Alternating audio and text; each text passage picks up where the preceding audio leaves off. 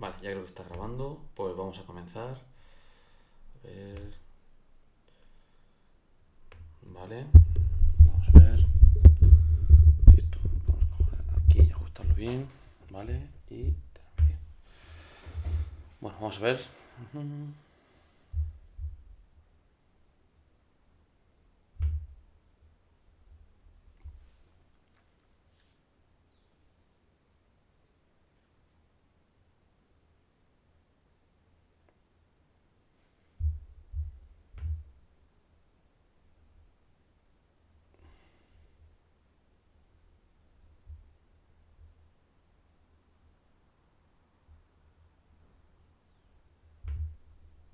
Vale, no sé si lo estáis viendo. Me gustaría saber, por favor, si estáis viendo este directo, si me lo podéis ir comentando, por favor.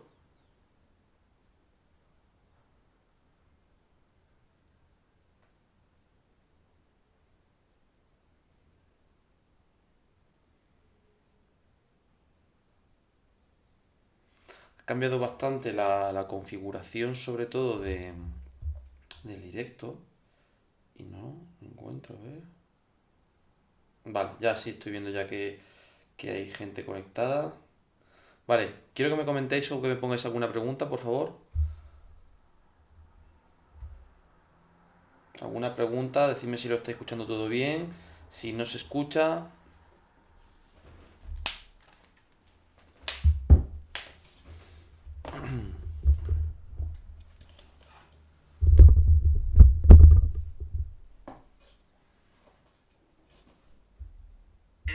Si no se escucha.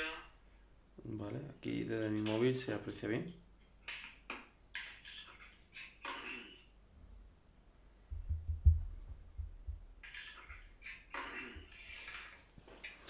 Por favor, agradezco a las personas que estén viendo el vídeo que me escribáis algo para ver si todo va en orden. Si yo puedo ver los comentarios o tengo que hacerlo vía móvil o... Vale, perfecto. Ya veo ya de David algunas cosillas. Vale.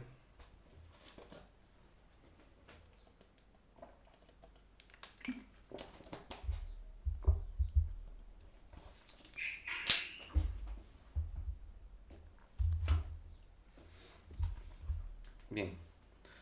Sí es cierto que os tengo que decir que yo desde lo que es el ordenador no puedo ver quién está viendo en este momento el, a ver, lo que es el directo, pero sí lo veo a través de iPad y móvil, así que no hay ningún problema, ¿vale? Espero vuestras pequeñas dudas, veo que se vaya agregando gente.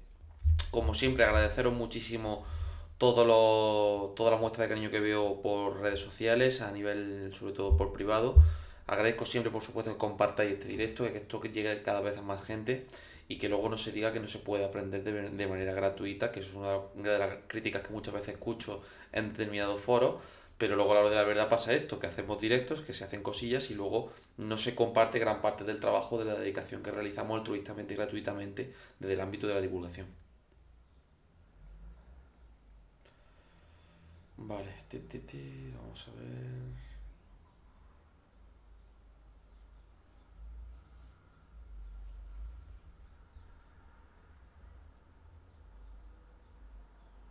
Probablemente incluso julio, pero a nivel europeo. Que a mí, mi amigo José. Vale.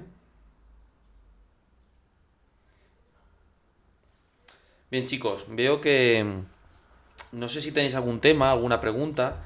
Todavía no he visto ningún tipo de duda. Veo personas que estáis conectadas, pero no preguntáis nada. Entonces, lo que se trata de esto es que no tengáis miedo, que pongáis vuestras dudas. No os asustéis porque penséis que es una duda un poco o que no tiene importancia, que es una duda muy básica, porque todo el mundo puede tener la misma duda que tienes tú exactamente, ¿vale?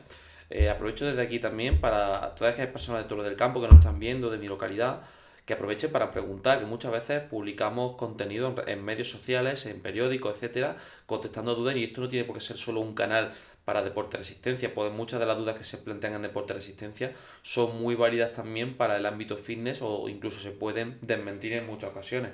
Con lo cual agradezco muchísimo toda esa información y sobre todo de que este directo depende de vosotros. Yo voy a contestar las preguntas que me marquéis vosotros.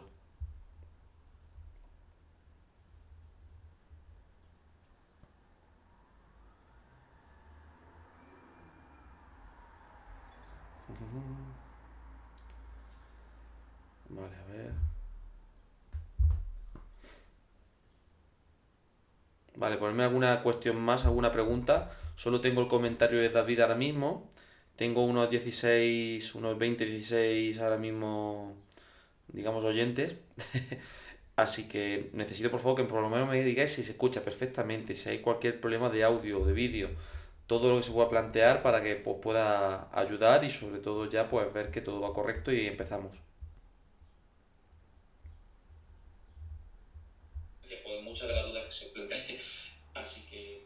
Vale, vale, vale, ya estoy viendo ya, ya estoy viendo ya, vale, bien, bien,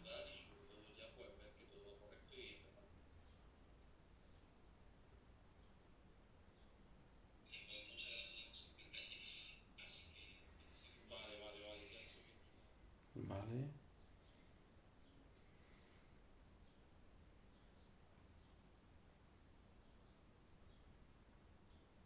Voy a compartir un poquito, chicos, y ya pues si queréis me podéis decir ya un poquito las pequeñas dudas, ¿vale? Y poniéndome las pequeñas dudas voy a compartir esto y empezamos.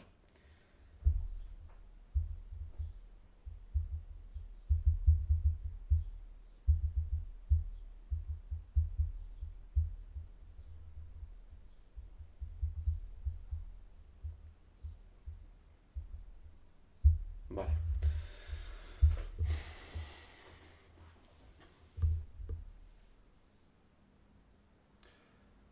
Vale, necesito muchas veces concreción a la hora de las preguntas. Ejemplo, nuestro amigo Javier Roda dice, bueno, para analizar mi entrenamiento utilizo Golden Cheetah, para planificar de modo básico existe algún Excel o software gratuito, todo enfocado a vatios. A ver, yo he trabajado normalmente con Golden Cheetah y empecé mis inicios con Excel. Yo te recomendaría, si tú te quieres plantear tu propio entrenamiento, que perfectamente se pueden plantear a través de Training Peaks. Lo bueno que tiene Training Peaks es que ya es una aplicación que ya está totalmente diseñada, puedes introducir los entrenamientos y tiene una facilidad de traspaso de datos enorme. Y luego aparte, todo eso lo puedes analizar en el software WKO y a partir de ahí puedes plantear todo el análisis, incluso generar tus propios charts de análisis, cosa que con Golden Cheetah no se puede hacer, por ejemplo.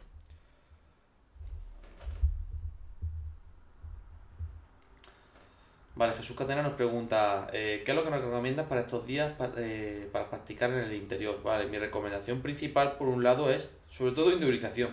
Porque una de las grandes cosas que estoy viendo ahora en redes sociales es que todo el mundo es entrenador. Ahora todo el mundo mete ejercicios en casa, todo el mundo mete cualquier cosa, sentadillas con valgos, planchas tirando de lumbares, o sea, una gran cantidad de cosas que normalmente yo en mi ámbito profesional, pues te echas un poco las manos a la cabeza.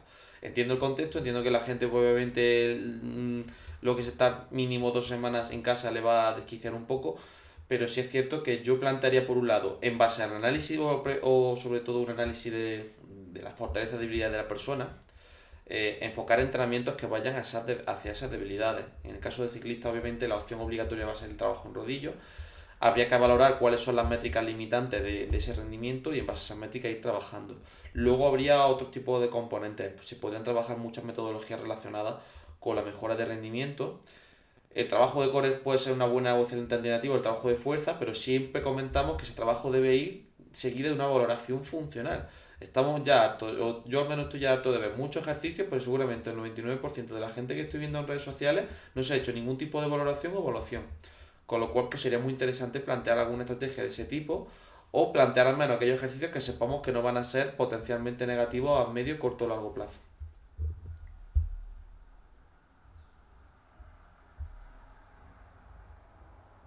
Vale, voy leyendo poco a poco todos los mensajes. Si se me pasara alguno, ¿vale? Me lo vais comentando. Bien, estoy leyendo una de Israel Rivero que me dice: Buenas tardes, se agradece que haga este tipo de vídeo. Mi duda es la siguiente: ¿es recomendable salir un sábado tranquilo en ayunas para en torno a una hora con alguna que otra activación de cara a tener el domingo carrera o domingo de grupeta algo exigente y ya después la salida de carga de hidrato de carbono y un poco de masaje? A ver, si tú lo que quieres es generar una sesión de activación, tenemos que entender primero definir qué es activación. ¿Queremos generar una activación del sistema nervioso o queremos generar una activación muscular? Yo normalmente, una cosa que veo mucho es que normalmente el ciclista se está rayando mucho con el entrenamiento en ayunas, con perder peso, pero lo básico que es evaluar, hacer semanas de carga, de recuperación, que muy pocos ciclistas hacen semanas de recuperación, de testeo, de análisis, eso no lo hace nadie. Entonces, yo mi recomendación sería, si tú psicológicamente quieres hacerlo porque quieres hacerlo, yo no te voy a obligar a decir que no. Ahora, si yo fuera tu preparador, yo no enfocaría el entrenamiento de ayunas como la primera estrategia a trabajar, y es algo que estoy harto de ver. Yo enfocaría primero ese análisis y si veo que hay unas limitantes relacionadas con esa curva de potencia u otras métricas no relacionadas con la curva de potencia, vamos a trabajarlas. Si tú eres fuerte en algo, ya eres fuerte en eso. Lo que tienes que intentar siempre es ser fuerte o mejorar tu debilidad, que es a lo que gran parte de los ciclistas les pasa. Y sobre todo al final adecuar el tiempo en concreto. Bien, como siempre, por favor, chicos, agradezco mucho. Voy a hacer pequeñas paradillas siempre de vez en cuando, que también yo acabo de hacer un poquito de rodillo. Agradezco mucho que compartáis este vídeo, que lo compartáis entre vuestros amigos. Ahora, yo sé que esto pues, puede hacer que echemos un buen rato, yo lo hago de manera desinteresada, sabes que llevo ya muchísimos años en el campo de la divulgación, pero siempre es bueno que el trabajo que uno hace pues, que llegue al máximo número de personas, porque al final es algo que, como decimos, no se gana dinero, y sí es cierto que siempre pues, es un gusto que llegue a cada vez más gente, ¿vale? Así que simplemente ese detalle. Luego, más cosillas. Vale. Alfred Pebre nos dice, una sesión de fuerza, gym, a la semana, ¿sería suficiente para mejorar el rendimiento? Hablo de una sesión individualizada. A ver, suficiente. Cuando hablamos del concepto individualizado, yo siempre digo pongo en las redes sociales siempre la palabra individualizar con mayúsculas. Porque parece que todo es individualizar. Entonces, dudo mucho que solo un entrenamiento a la semana mejore algunas debilidades. No quiere decir que obviamente va a ser peor que no hacer nada, por supuesto. Pero solamente una sesión a la semana puede tener algunos efectos positivos, pero va a depender y para eso hay que analizar. Entonces, mi recomendación, lo que más se recomienda en la literatura científica, es que esté en torno a 2 o 3 sesiones de fuerza a la semana. Vale, ¿más preguntas, chicos?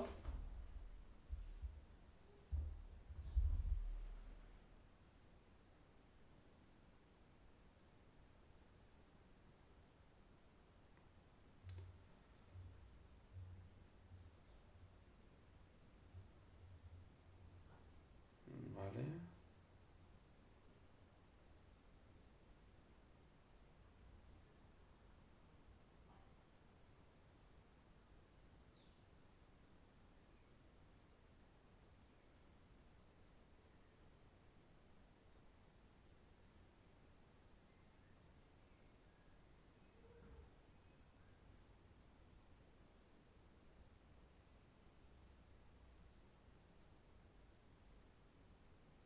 Vale, perfecto. A ver, más cositas, a ver qué va más preguntitas. Tin, tin, tin. Vale. ¿Más preguntas, chicos?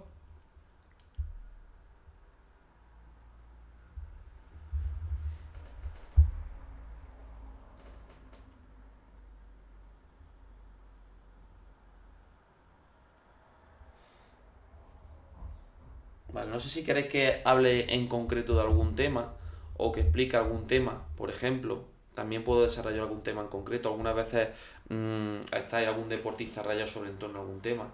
Entonces, vale, ya me están llegando más preguntas. Entonces, si queréis que también desarrolle algún tema, se puede desarrollar a lo mejor un microtema de 5 minutos y plantearlo.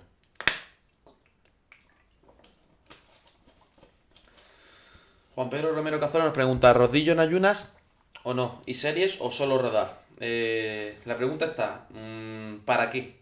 Me refiero, tú estás enfocando simplemente recetas para algo cuando ni siquiera estás evaluando tu contexto. Entonces, seguramente la gran mayoría de ciclistas lo que justamente no necesitan al principio es entrenamiento en ayunas. Yo lo tengo clarísimo.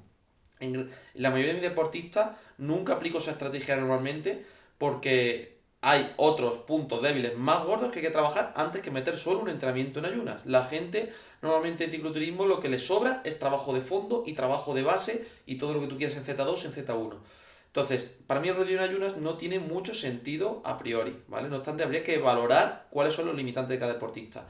Y series o solo rodar, hay que plantear las dos cosas. O sea, eso de solo plantear series o solo rodar, hay que plantear las dos cosas. Obviamente todo esto va a depender de los limitantes de trabajo. Insisto, si no valoramos, vamos a ir dando palos de ciego. Entonces, si al final no valoras, si no sabes exactamente qué es lo que tienes que hacer o qué métricas son las que tienes que mejorar, al final la gente está metiendo entrenamientos por tirando mosca a cañonazo, que al final es lo que se trata. Entonces, lo que siempre buscamos en una situación más realista con el deportista es darle una mayor facilidad a la hora del entrenamiento.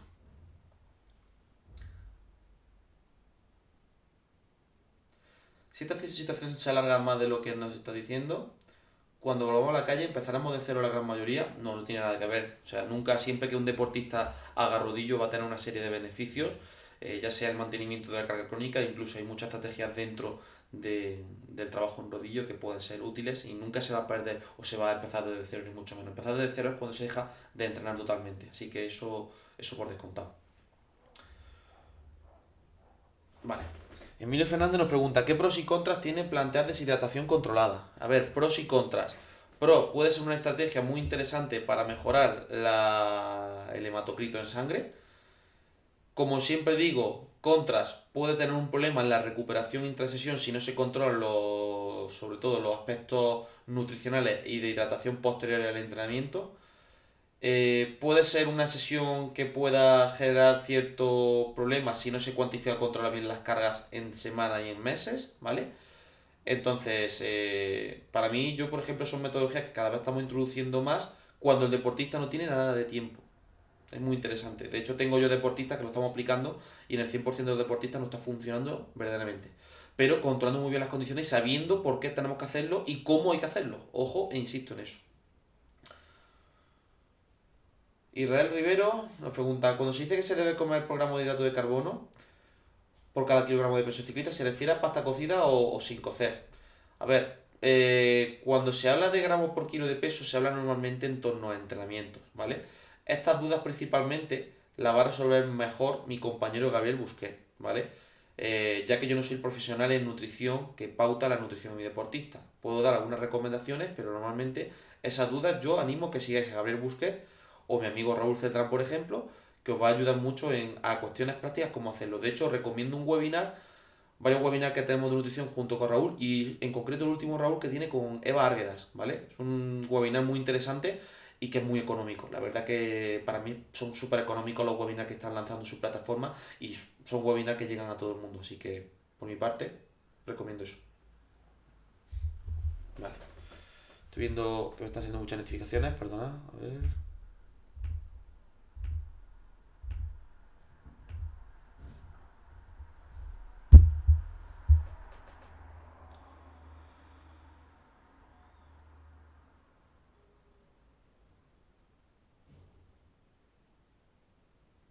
Vale. Juanse Flores me dice, peso 45 kilos y mido unos 64. Soy pésimo para el llano. ¿Qué trabajo me recomendaría? Primero identificar cuáles son los limitantes en tu rendimiento. Por lo que me cuentas seguramente por tu bajo peso tendrás un bajo FTP, una baja aplicación de fuerza y un bajo FRC, con lo cual habría que aplicar entrenamientos enfocados a mejorar esas tres métricas, ¿vale? Dentro de esas tres métricas hay muchísimas maneras y al final no es que exista una pócima o receta mágica. Al final es el entrenamiento, analizar, comprobar. Entrenamiento, analizar, comprobar y así. ¿Se puede o recomendar hacer sesiones de rodillo de 2 o 3 horas? Por poder se puede hacer perfectamente. Ahora que el deportista tenga psicología suficiente es otra historia. Yo con deportistas y algunos que lo hemos hecho y no hay ningún problema. Simplemente hay que tener ganas y ser consciente y trabajar para ello. Y otros deportistas, por ejemplo, que más de una hora no lo soportan. Yo, por ejemplo, he hecho una hora de rodillo solamente y si es cierto que estaba viendo algún webinar aparte y demás y se me ha hecho bastante corto. No obstante, no es que se diga que sí es recomendable o no. Hay que tener muy en cuenta consideraciones de nutrición, controlar muy bien la ventilación y sobre todo ver el objetivo de ese trabajo en rodillo o el trabajo en fondo. Estamos muy obsesionados con el acumular hora, hora y hora y hora y hora. Es una estrategia interesante para mejorar la carga crónica, pero no es la única estrategia. Y yo siempre se lo digo al deportista, normalmente es el deportista que no es profesional, que normalmente encima tiene poco tiempo. Cuando no tenemos tiempo, si nuestra única estrategia depende de meter horas de entrenamiento, creo que entonces tenemos muy pocas ideas sobre qué es el entrenamiento. El entrenamiento de lo que se trata es buscar, o sobre todo mi opinión del entrenamiento es que lo que debe buscar es adecuar todos los medios y contextos que tiene el deportista y tiempo y buscar el mejor tipo de entrenamiento para optimizar tu tiempo y mejorar lo máximo posible en base a tu tiempo.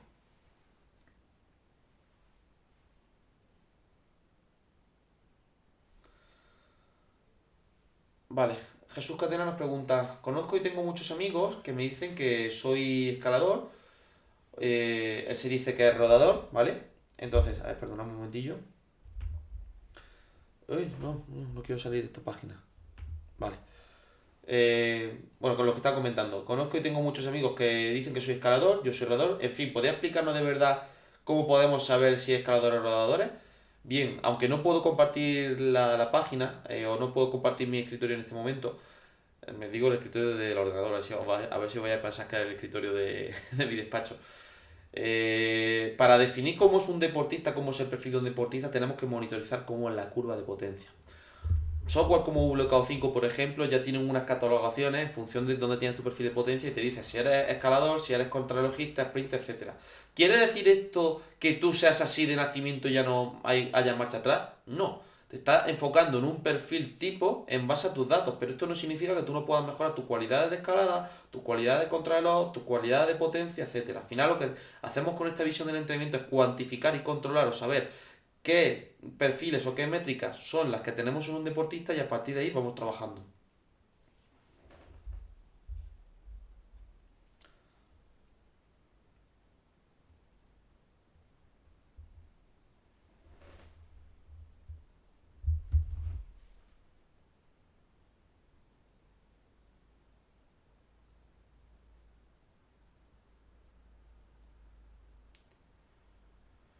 Bien, más preguntas, chicos. No sé si tenéis algún tema en concreto que queréis que desarrolle o algún aspecto que os interese.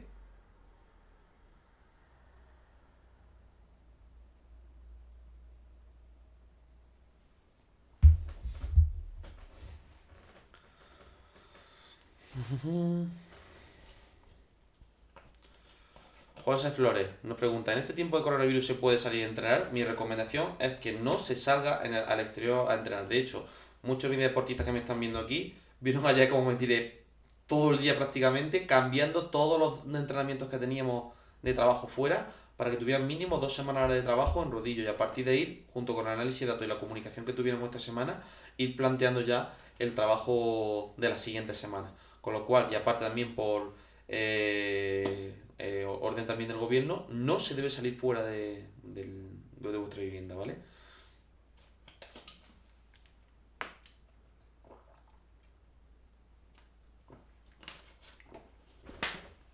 Como siempre recordaros, chicos, se agradece muchísimo que compartáis este tipo de vídeos. Muchos de mis compañeros estamos haciendo estos tipos de vídeos para ayudaros, que sean también estos días un poco más amenos, que lo paséis mucho mejor, que tengáis muchos planes a lo largo del día, que no estéis siempre a lo mejor más agobiados con el tema de estar en casa. A mí me parece que muchos de mis compañeros están haciendo estrategias muy interesantes. Estoy viendo gran parte de webinar y contenido y vídeos para aprender en esta semana. Aprovecharlo, por favor, porque creo que esto no se va a repetir o se verá, espero que se vea dentro de mucho tiempo. Así que, como siempre, agradecer a que lo compartáis. Vale, Israel, espérate la duda. Dime cuál es la duda que me he saltado.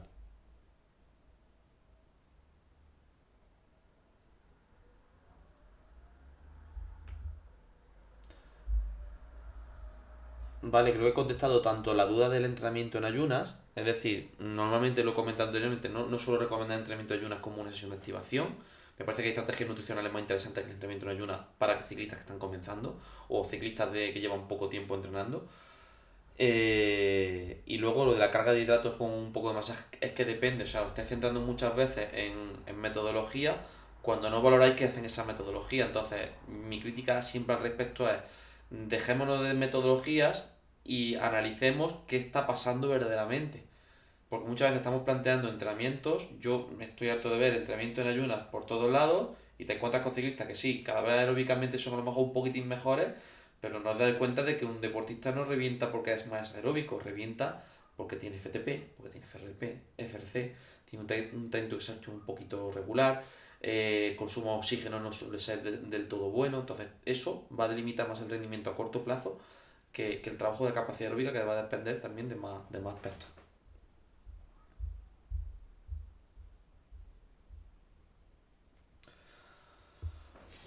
Vale, Pablo César Rodríguez nos pregunta, una sesión de correr de 20 minutos y una sesión de gimnasio de 90 minutos, ¿en qué zona de depreciación de esfuerzo debería ejecutarse? Ya que aparte hago dos sesiones interválicas de 75 85-95% en bicicleta, una de rodaje suave y fondo a 75-80. Vale, tenemos que definir el 75-80 de qué. ¿Es 75-80 de FTP? ¿Es 75-80 de consumo de oxígeno? Eso por un lado. Por otro lado, ¿cuál es tu objetivo? O sea, estamos metiendo entrenamiento sin definir objetivos.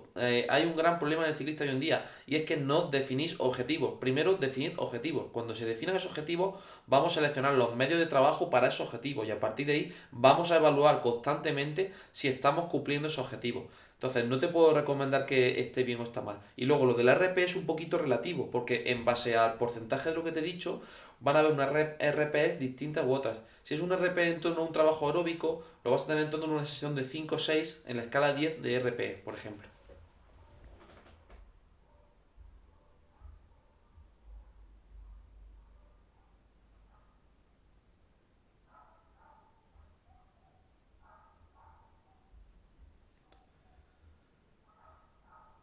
Vale, a ver. Más, vale.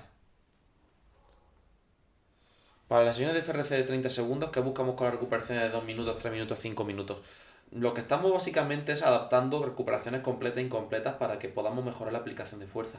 Luego habrá que incidir en otros factores metabólicos, pero esto va dependiendo del nivel de deportista. Entonces la selección del tiempo va a ir en base a cómo queremos estimular la cinética del consumo de oxígeno o qué activación queremos generar en el sistema nervioso, entre otras cosas.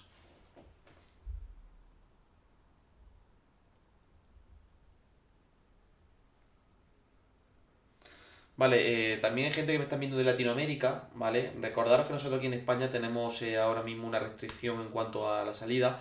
Esperamos que aquí allí en Latinoamérica esto se intente por lo menos paliar con, o al menos meter acciones más rápidas de lo que se han producido en España. Pero sí es cierto que yo no recomendaría ni ningún otro país ahora mismo ir saliendo fuera. La situación está muy grave y esto se está expandiendo en todo el mundo, con lo cual hay que tener muy, muy controlados esos aspectos. Vale, Israel, si me puedes comentar de nuevo lo del tema del biomecánico, es que no me aparece tu cuestión en cuanto a la biomecánica aquí, ¿vale? Por favor, pónmelo, Israel, y te lo digo. Vale. Vale, bueno, Jesús Vilche nos pregunta, Gaby, últimamente estoy leyendo muchos comentarios a realizar la dieta vegana para mejorar el rendimiento deportivo. ¿Qué de verdad hay? A ver, normalmente, yo por ejemplo aquí hablo mucho, incluso mi amigo Raúl, mi amigo Gabriel, por ejemplo, también os lo va a decir al respecto. Estamos muy obsesionados con buscar una pócima mágica en todo. En buscar una pócima mágica en entrenamiento, una pócima mágica en nutrición, la dieta vegana, la dieta cetogénica, el entrenamiento en ayunas, el entrenamiento en... Chicos, son metodologías. No van a dar respuestas directas a la mejora del rendimiento. El rendimiento es multifactorial. Para mejorar el rendimiento tenemos que trabajar con muchos profesionales si se quiere trabajar todo totalmente bien y con lógica, ¿vale? Entonces, mi recomendación es que desde el punto de vista ecológico, una alimentación vegana, pues sí es cierto que puede ser un poco menos contaminante o significativamente menos contaminante que una alimentación normal, que tenemos normal, entre comillas, y hablo de normal como tradicional, en plan omnívoro. Sí es cierto que hay que tener una serie de consideraciones que hay que controlar muy bien en deportistas. Hay que controlar muy bien las cantidades de hidratos, la proteína en sí también, que hay fuentes de proteína vegetal muy completas también. La vitamina B12, que es una de las grandes, sobre todo, olvidadas y que obviamente se tiene que sacar de una dieta animal también. Entonces, aquí, sobre todo, un dietista deportivo tiene que hablar más que yo. Pero yo sí es cierto que no soy de hablar o sobre todo comentar de esos temas en concreto. O sea, de hablar en el sentido de que no me decanto porque haya una dieta cetogénica que es la que valga una dieta vegana. Me decanto más porque hay que controlar una serie de deficiencias en el nivel de cantidad y calidad, a nivel de nutrición, y eso hay que ajustarlo. Me da igual con la metodología que lo hagas, si es una cetogénica o es una vegana, etcétera, pero tienes que cumplirlo. El problema de la cetogénica, por ejemplo, que en muchas ocasiones tienes, y es que somos dependientes del hidrato de carbono para la alta intensidad. Y si queremos mejorar métricas relacionadas con la alta intensidad, no se puede hacer un entrenamiento con depresión de glucógeno o cetogénica. Mm, Porque chocan los objetivos a nivel fisiológico. No es lógico.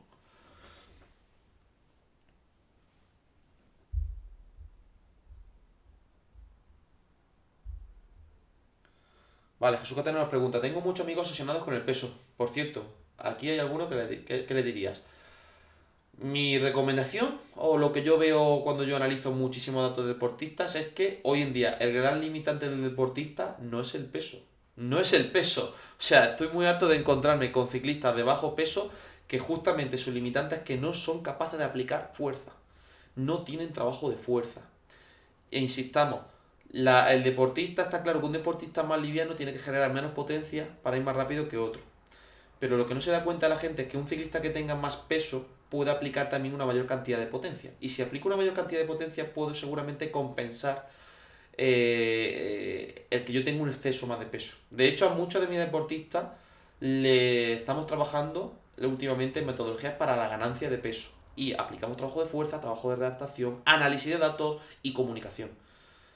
Pero no perder peso por perder peso porque sí, que ahí está la gran historia. Lo que pasa es que obviamente pues la gente no controla eso y es normal. Yo mi recomendación sería que hay que monitorizar antes de esas métricas para verdaderamente saber qué es lo que hay que hacer. Y no, ahora voy a empezar a perder peso, ahora voy a empezar a meter entrenamiento en ayunas, ahora voy a empezar a hacer esto, ahora voy a empezar... Analiza y decide verdaderamente lo que hay que hacer, si no vas a estar matando moscas cañonazos. Vale, José Navarro nos pregunta, creo que sería interesante que hablara un poco de la suplementación que funciona realmente. De esto hice un webinar con Raúl Celdrán, que lo puedo enlazar si queréis luego, si me lo preguntáis por privado. Para adelantaros un poquito, las ayudas ergogénicas que funcionan son cafeína, creatina, está muy evidenciada. Tenemos creatina, cafeína. La betalanina estaría también dentro de esas ayudas, por ejemplo.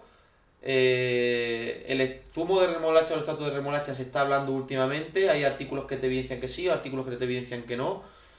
Pero prácticamente podemos hablar de que hay 3 4 ayudas ergogénicas, no hay mucho más. Cafeína, creatina, la suplementación con proteína que con una buena prescripción nutricional no habría por qué suplementarla. Betalanina, como comenté anteriormente, bicarbonato también se suele utilizar bastante, ¿vale? Entonces, ese tipo de ayudas ergogénicas son las que están más o menos evidenciadas. No obstante, iros al webinar que os he comentado, que ahí vais a tener durante 1 hora y media, 2 horas, amplia información sobre el tema.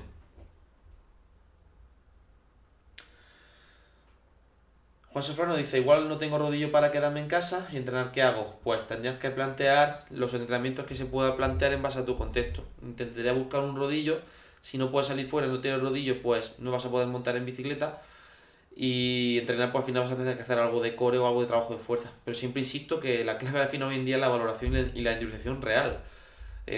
Como se habla de real fooding, yo voy a hablar del real train. Voy a marcar ese concepto. Porque el problema que nos estamos encontrando hoy en día es que todo el mundo entrena sin ningún tipo de valoración, sin ningún tipo de trabajo en base a una utilización real. Y eso es lo que yo muchas veces estoy en las redes sociales harto de comentar. Del entrenamiento de deshidratación, en deshidratación ya hemos comentado algo, Juan Luis. Vale, más preguntillas.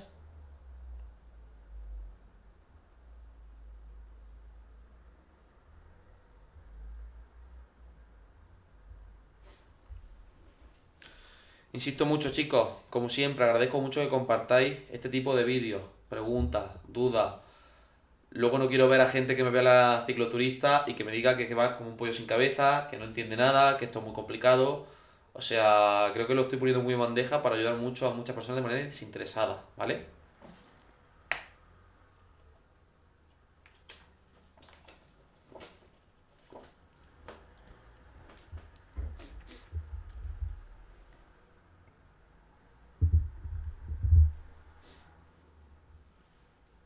Vale, más preguntas, chicos. Vamos a hacer unos 20 30 minutillos más, ¿vale? Como mucho 1 horita y cortamos, ¿vale?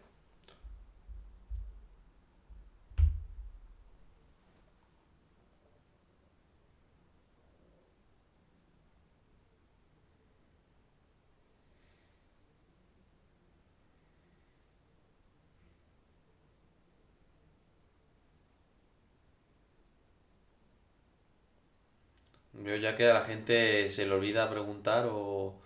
Vale, ¿utiliza modelos de priorizaciones para tus planificaciones? No utilizo ningún modelo de priorización. Utilizo el análisis de datos junto con el contexto del deportista para buscar el proceso de optimización más rentable. Si gastamos tiempo en priorizar, pasa lo que le ha pasado a todos los entrenadores de España hoy prácticamente, que en estas 2 semanas se han cargado todas las planificaciones existentes. A tomar por saco, con todo el respeto, por no decir otra palabra, el periodo de base, el periodo competitivo, el periodo precompetitivo. No tiene sentido ya hoy en día priorizar con las herramientas de análisis de datos que existen hoy en día. La priorización en sí surgió porque no había medidas o modelos en aquellos años en los que se inventó las priorizaciones o los que se empezó a desarrollar la teoría del entrenamiento, porque no podían cuantificar y controlar qué estaba pasando con el deportista. No había medios de RPE para cuantificarlo o al menos registros. O sí se podía hacer, pero de una manera un poco más directa. El entrenador tenía que estar contigo porque no había muchas veces medios de comunicación online. No había análisis, no había cuantificación de variables, no había tecnología para medir. Entonces, eso hoy en día pierde todo el sentido.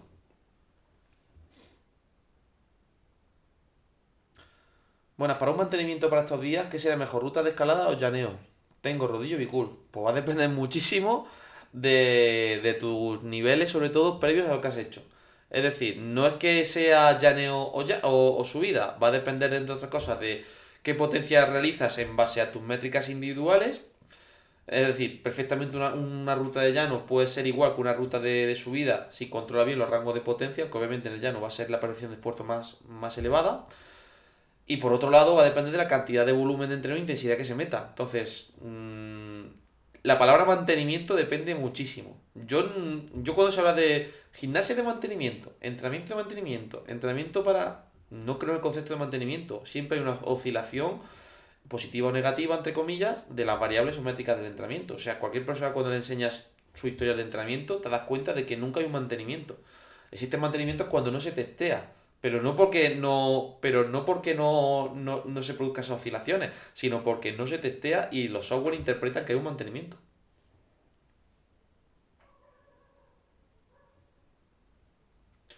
¿Qué diría de los que intentan copiar el entrenamiento de otros que piensan que van mejor que a ellos? Que si hacen lo mismo entrenamiento van a ir mucho mejor. Me parece que es una estrategia un poco de no entender qué es el entrenamiento. El problema que tiene la gente de entrenamiento es que no entienden toda la gran cantidad de métricas que hay y que componen el rendimiento. Y el gran problema es que piensa que por copiar un entrenamiento ya van a mejorar. Y esto en algunos deportistas lo van a hacer, ya sea por mejorar la carga crónica, por incidir de manera no consciente en algunas métricas limitantes. Pero claro, el gran problema que pasa aquí es por qué, si esto fuera así, por qué llega un punto en el que yo metiendo estos tipos de entrenamiento no mejoro. Ahí está la gran historia. Entonces, yo siempre soy partidario al final del entrenamiento individualizado. ¿Por qué? Por ahorro de tiempo, por saber lo que hay que hacer y por verdaderamente saber qué tienes que plantear. Que esa es la gran incógnita que tiene mucha gente. Que quiere mejorar y andan todos muy perdidos.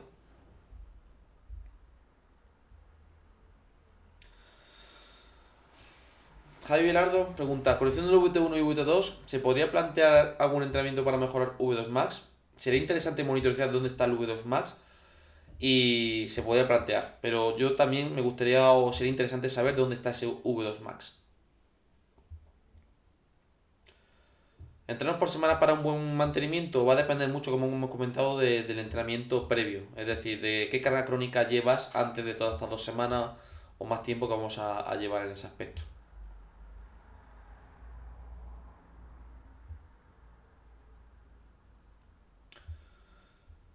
Emilio Fernández pregunta, con el análisis de datos, si se quiere competir en un circuito provincial mountain bike de 8 carreras, de 2 horas separadas 30 días entre carreras, y carrera mayo-diciembre, ¿se debería intentar 8 picos de forma? No creo en los conceptos de picos de forma. No, lo sigo diciendo durante muchas veces. O sea, lo de hacer picos de forma es que va a depender más de los modelos de priorización. Y como hemos comentado anteriormente, si tú ya estás cuantificando en base a las métricas, los picos de forma tienen poco sentido, porque un pico de forma viene predefinido por una priorización y esa priorización viene predefinida por una fase. Si tú esas fases ya dejas de hacer las tradicionales y le pones a la misma fase a todo el mundo y lo que haces es individualizar el proceso de cada uno, vas a tener mejores respuestas y sobre todo una menor pérdida de tiempo que plantear 8 picos de forma, lo cual al final no sería lógico. Es interesante más controlar y mejorar las métricas y generar un buen mantenimiento de esas métricas durante el año. Todo eso va a depender también de otros contextos.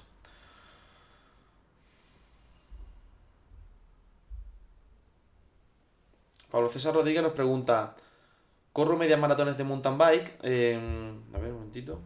Se me ha saltado aquí. Vale. Corro media maratones de mountain bike, de en torno a unos 50 kilómetros creo que hemos visto, vale. ¿Cuántos días recomienda circuito de fuerza en gimnasio y core para mantener? Lo recomendado según la literatura científica son de 2 a 3 sesiones a la semana.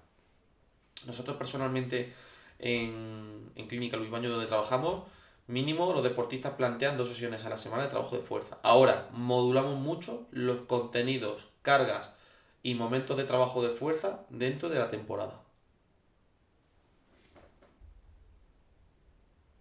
Luego tengo dos objetivos grandes de maratón, 120 kilómetros de mountain bike, septiembre.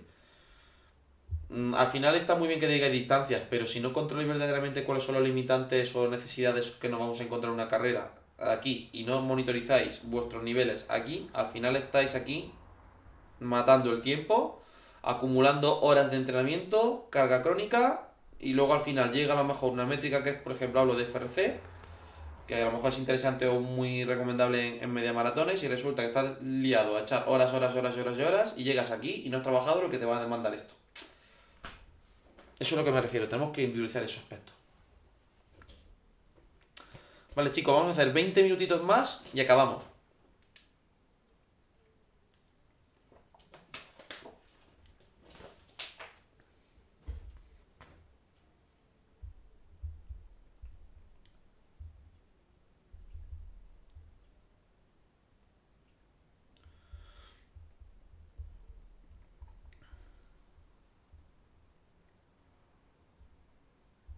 Vale, ¿más preguntas, chicos? No sé si me habré saltado alguna pregunta. Voy echando para atrás para que no se me vaya ninguno.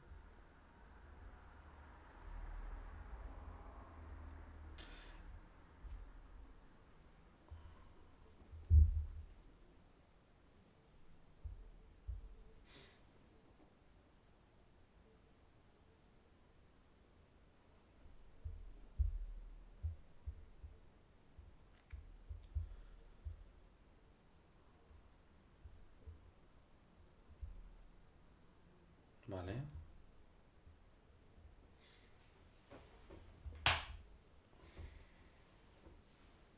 Vale, más preguntas, chicos. 20 minutillos. Como siempre, recordaros, la verdad que se agradece mucho que compartáis estos vídeos. Soy muy pesadete, pero la verdad que esto ayuda muchísimo, que lo compartáis entre vuestros amigos, que veáis o que le queráis trasladar otra visión muchas veces. Que esto es lo que muchas veces le falta. Siempre estamos hartos de ver una metodología y nos enseñan otra y parece que no funcionan. Y al final muchas veces nos están dando una oportunidad de mejora, de crecimiento, nuevas tendencias y sobre todo nuevas maneras de ver las cosas que nos permiten evolucionar. El entrenamiento evoluciona. No puede ser que en 2020 se siga entrenando como en 1970, que es una de las grandes críticas que lanzo, y por ejemplo, muchas veces en redes sociales. Y que ahora tenemos muchas posibilidades de trabajar con equipos multidisciplinares. Entonces, al final, todo ese tipo de cuestiones van a ser las que nos van a ayudar sobre todo a trabajar o a mejorar muchas de las métricas que tiene un deportista.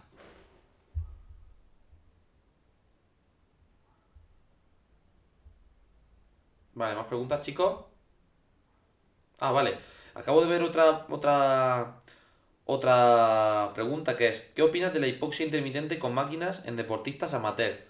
La hipoxia intermitente durante el entrenamiento para mí, verdaderamente, habría que ver, puede ser interesante durante el entrenamiento, pero claro, el problema que yo veo muchas veces es que se está enfocando el entrenamiento simplemente en estático, o sea, se baja mucho la saturación de oxígeno en sangre.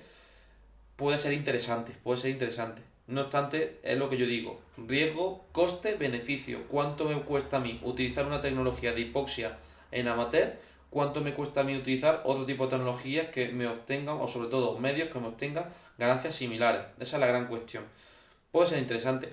Pienso que también es más interesante estar viviendo en altura y entrenar abajo. Es decir, que estemos más tiempo con ese estímulo de mejora del rendimiento en lo que es en altura y controlar bien las cargas de entrenamiento en base a la oximetría en sangre, la variabilidad y algunas métricas más para prescribir bien los rangos de entrenamiento en altura. Eso puede ser mucho más interesante que solamente meter una maquinita y andando. Estoy echando vuelta atrás para ver si me puedo fijar en alguna pregunta más. A ver. Vale, ¿más preguntas, chicos?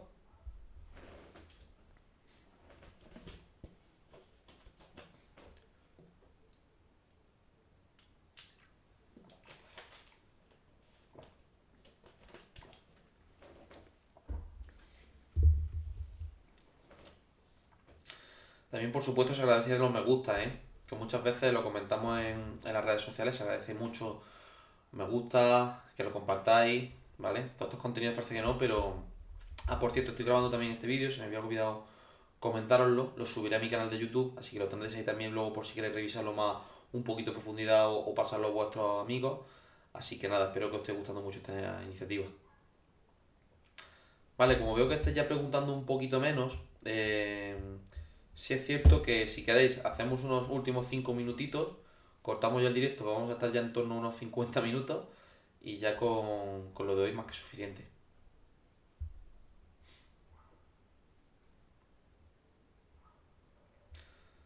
Vale, prueba de lactato en laboratorio o en la calle. ¿Y para qué nos puede hacer falta la prueba de lactato? Vale. A ver, el lactato al final lo que nos está dando información de la intensidad a nivel metabólico que se está generando en nuestro cuerpo. Es decir, cómo ese ciclo de que se va saturando y empezamos a generar ese lactato. No tenéis que ver el lactato como el que hace que se frene el músculo, la acidosis. No, el lactato al final te está dando información de qué está pasando a nivel interno en la célula. Entonces, verdaderamente, hoy en día a nivel práctico, ¿puede ser interesante monitorizarlo? Sí. ¿Verdaderamente es obligatorio? Para bajo mi punto de vista, no, teniendo ya herramientas de análisis de datos y potencia y una comunicación diaria. No es tampoco tan necesario. De hecho, los modelados WK4 cuadran muy bien normalmente con experimentos, por ejemplo, que han hecho mi amigo Javi y mi amigo Raúl. Cuadran muy bien lo que son los umbrales, entre comillas, y los datos que sacan con lactato y con lo que se saca luego en ULO-KO. Se cuadra bastante bien si se completan bien los modelados de potencia de ULO-KO. Que se haga el laboratorio fuera en la calle. Yo no soy defensor de hacer pruebas de laboratorio. Más que nada, sí, pruebas diagnósticas, es decir, sí, pruebas con un médico presente, que vean electrocardiogramas, que vean cómo responde el corazón, que vean a factores preventivos. Pero no soy partidario de que una prueba de rendimiento de laboratorio discernir hacer ya todo el entrenamiento o hacer solo 3 pruebas al año y cada 3 meses vamos comprobando las mejoras de entrenamiento. En un mes ya de entrenamiento o incluso 3 semanas ya se consiguen ganancias muchas veces bastante interesantes y se puede cuantificar. Entonces creo que hoy en día es una estrategia que es poco práctica y sobre todo poco diaria. Luego, por otro lado, la prueba de lactato, si mucha gente ya le cuesta pagar un entrenador que analice datos, y cuando digo cuesta es por el concepto que tenemos, que para mí verdaderamente no es algo que sea caro, me cuesta mucho creer que un deportista que suele pagar 30 euros por entrenamiento quiera pagar 3 euros por cada tira de lactato. Y te puedes gastar perfectamente, pues eso, pues 8 o 10 tiras para la medición de lactato. Más que el preparador o la persona correspondiente esté ahí cobrando por el tiempo que tiene que hacerte la prueba de lactato, que esa es otra. Entonces, claro, para mí a nivel práctico, de lo que yo veo en España, que la gente normalmente a nivel económico no quiere soltar el dinero a la hora de la preparación física, piensa que es más interesante gastar dinero en una bicicleta que gastártelo en un potenciómetro y en una persona que te adecue bien el entrenamiento, o al menos que te asesore bien, me parece complicado de meter hoy en día en el concepto de lo que yo veo, al menos mi experiencia en la cantidad de ciclistas que yo veo. Vale, el FTP es el umbral de potencia funcional en la traducción de los libros de Alan y Kogan, ¿vale?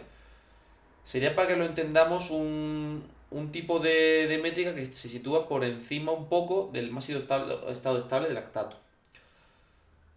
Que se puede calcular con el pulsómetro con frecuencia cardíaca, se puede calcular, ¿vale? No obstante, siempre que hagamos cálculos con test, tenemos que asumir siempre que son estimaciones. Y siempre la estimación es una asunción de un error, siempre. Eso hay que recordarlo siempre. Entonces, ¿que se pueda calcular? Sí. ¿Cómo calcularlo? Hay muchos métodos. Ahora, en función de los métodos vamos a tener más margen de error u otro. Para mí normalmente lo que más se utiliza hoy en día son los test de 20 minutos o los test de 8 minutos, registrar la frecuencia cardíaca media en esos test de 20 y de 8 minutos al máximo esfuerzo, intentando sacar la mayor potencia media posible en una subida, y eso puede correlacionar bastante con la frecuencia cardíaca umbral, ¿vale? O con la frecuencia cardíaca de FTP. Luego habría mucha nomenclatura, de hecho muchos software tienen muchos tipos de nomenclaturas para elegir la zona en función de la nomenclatura, o sea, eso ya varía muchísimo. Vale, más cosillas. Vale, Pablo César Rodríguez pregunta, si tuvieras que decidir por cómo guiarte en el entrenamiento y sacar tu zona de trabajo, por pulsómetro o por percepción de esfuerzo, ¿cuál escogerías? Incluso si quisieras encontrar tu V2 Max, es que es que ni lo uno ni lo otro lo cogería hoy en día. O sea, yo me iría directamente al entrenamiento por potencia, coger datos de frecuencia cardíaca y también coger la RPS, coger las tres cosas. Es que no entiendo por qué hay que pelearse por decidir una u otra. No lo entiendo. La frecuencia cardíaca tiene una limitación, la RP tiene otra limitación y la potencia tiene otras limitaciones. Pero si juntamos las tres, pues vamos a tomar mejores decisiones con los tres datos que solo metiendo solo un dato. Vale, ¿qué potenciómetro recomiendas para iniciarme? Un potenciómetro que recomiendo mucho y que cito a mi amigo de Glover Biker, que los venden en ese aspecto, son los Favero. Los pedales Favero están saliendo una relación calidad-precio bastante buena. O sea, sé que los Favero con medición a una pierna están en torno a los 370-400 euros. Y medición a dos piernas están en torno a los 600-650, incluso 700. Ahí ya va a variar un poquito más, ¿vale? Pero si tuviera que recomendar unos para iniciarse, sin duda eso. Por la relación calidad-precio, porque no suelen generar muchos problemas a la hora del análisis. Y eso es muy importante y la gente no se da cuenta de cuando tiene un potenciómetro que mida bien o mal. Porque normalmente no analizan.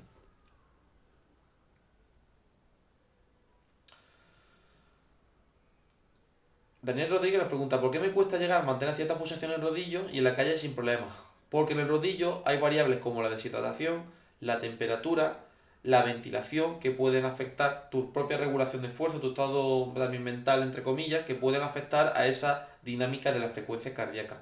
Por eso se recomienda mucho el trabajo o se utiliza los potenciómetros para trabajar esos aspectos. Bueno, veo que se está animando más gente. Voy a hacer nada, 9 minutitos más y cortamos, ¿vale? Que ya creo que por hoy está más que bien. Además, creo que era a las 8, no sé si era a las 8 o a las 10 de la noche, recomiendo ahora un webinar de los amigos de Qualis Motus, ¿vale? Que lo tendréis en Instagram, los cuales os recomiendo muchísimo del trabajo de divulgación que están haciendo ahora, con una serie de vídeos hablando de entrenamiento de fuerza, calidad de movimiento, aspectos de redactación. Muy interesante para aquellos ciclistas que no conocéis nada sobre el tema. Muy interesante para que os deis cuenta de que el entrenamiento de fuerza también es un mundo muy complejo también en ese aspecto. Vale, voy a ver más cositas. Mm,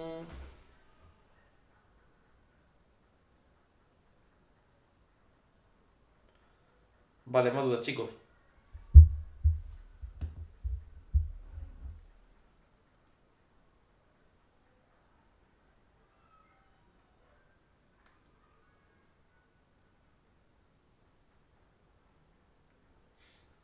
Vale, ¿algún tema que os gustaría que hable en estos 8 o 9 minutillos? ¿Alguna duda? Recomiendo también, si queréis, para ampliar un poquito más de información siempre, tengo un canal de YouTube que os podéis suscribir ahora mismo. También recordaros que me tenéis en redes sociales, en Instagram, en Facebook, en Twitter. Próximamente con mi amigo Álvaro lanzaremos un proyecto muy interesante, que lo estamos trabajando en ello. También os animo a que os suscribáis a su newsletter porque con la suscripción de su newsletter próximamente enviaremos una planificación de un mes de FTP para rodillo, ¿vale? Estamos todavía debatiendo si lo haremos de FTP o de otra métrica, pero bueno, ahí os lleváis una planificación de un mes para quien quiera hacerla.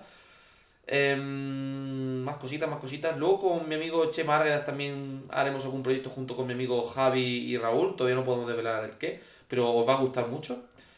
Y bueno, muchos proyectos ahora, también mucho tiempo ahora para seguir formándome. Si os enseñara ahora mismo mi escritorio ahí vais a asustar a cómo está. De hecho, si mi madre me está viendo en este momento, lo puede corroborar. Así que nada, estoy muy agradecido también por la asistencia que estoy viendo en el directo. Vale, la estrategia de tapering se puede aplicar una vez al mes para la temporada de carreras, se puede plantear perfectamente. Los tapering, al final lo que busca un tapering es un mecanismo fisiológico de reducción del volumen, manteniendo la intensidad y así el cuerpo nos permite supercompensar los esfuerzos. Pero para tener un tapering hay que ganárselo. No os pensáis que haciendo 2 semanitas a fondo y luego un tapering se soluciona todo. Para hacer el tapering hay que ganárselo.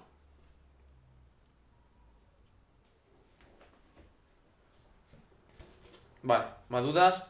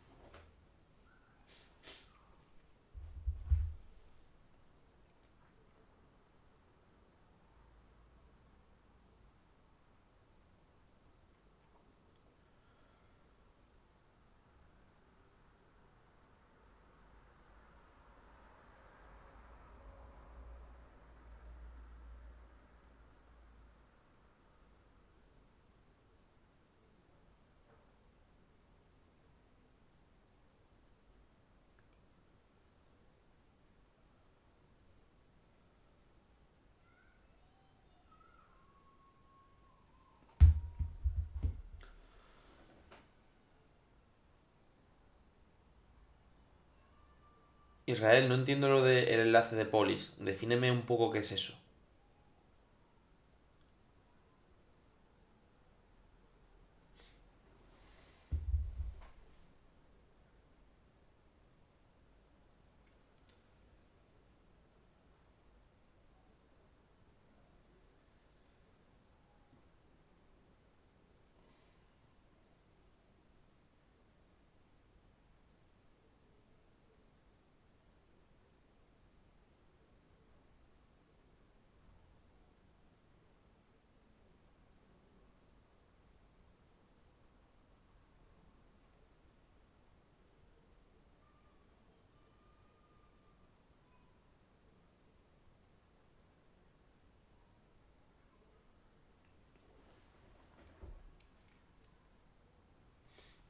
Vale, creo ya que por hoy es más que suficiente, no veo más dudas, os veo bastante tímido. Así que nada, para mí ha sido un placer estar este ratillo con vosotros esta tarde.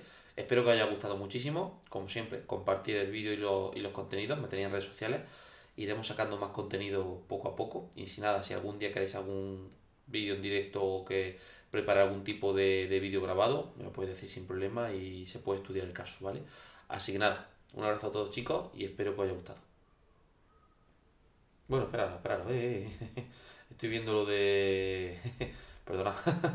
Estoy viendo alguna duda, a ver. Lo del webinar, sí, métete en Instagram, métete en el perfil de Qualis Motus y ahí tienes ahí unos webinars bastante interesantes.